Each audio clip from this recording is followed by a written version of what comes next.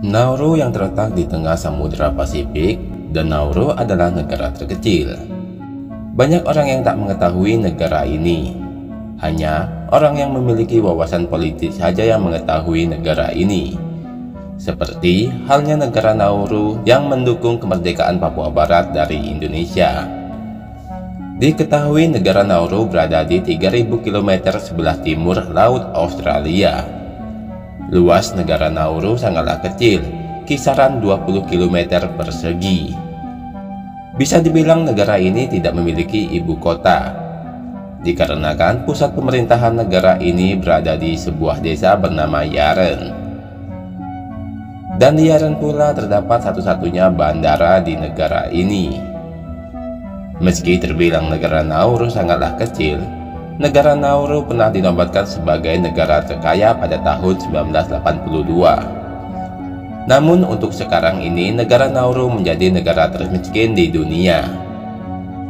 Pepatah yang pantas untuk negara Nauru adalah boros pangkal miskin. Hal ini sudah menjadi kenyataan di negara ini. Pendapatan yang didapatkan oleh negara Nauru adalah dari penjualan pospat. Diketahui negara Nauru memiliki pospat dengan kualitas terbaik. Sejarah mencatat bahwa Nauru pernah menjual pospat dengan kisaran harga 2,5 miliar dolar AS. Namun setelah puluhan tahun berlalu, sekarang negara Nauru telah kehabisan cadangan pospat. Hal ini dilatar belakangi dengan keserakahan pemerintahannya, dengan menghabiskan seluruh kekayaan sumber daya alamnya. Maka oleh itulah sekarang negara Nauru menjadi jatuh miskin. Lantas kemana saja pendapatan Nauru selama ini dihabiskan?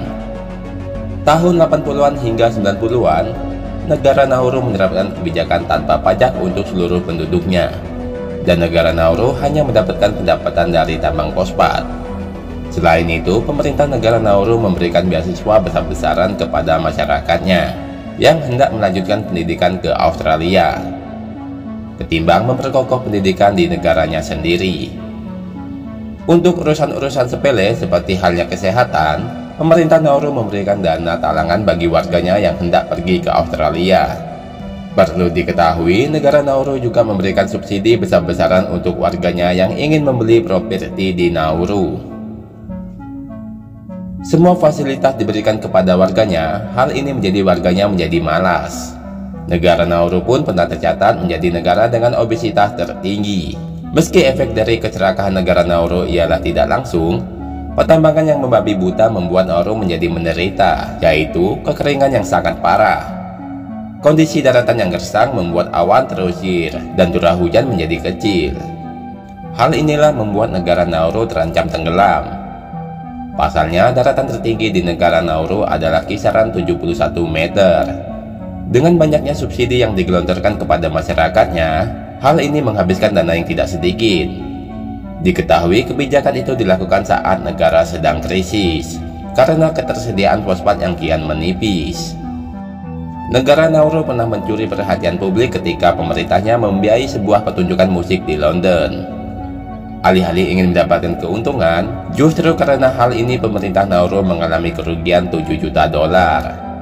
Kebijakan nyeleneh yang tidak dipikirkan dengan sangat matang membuat negara ini merugi.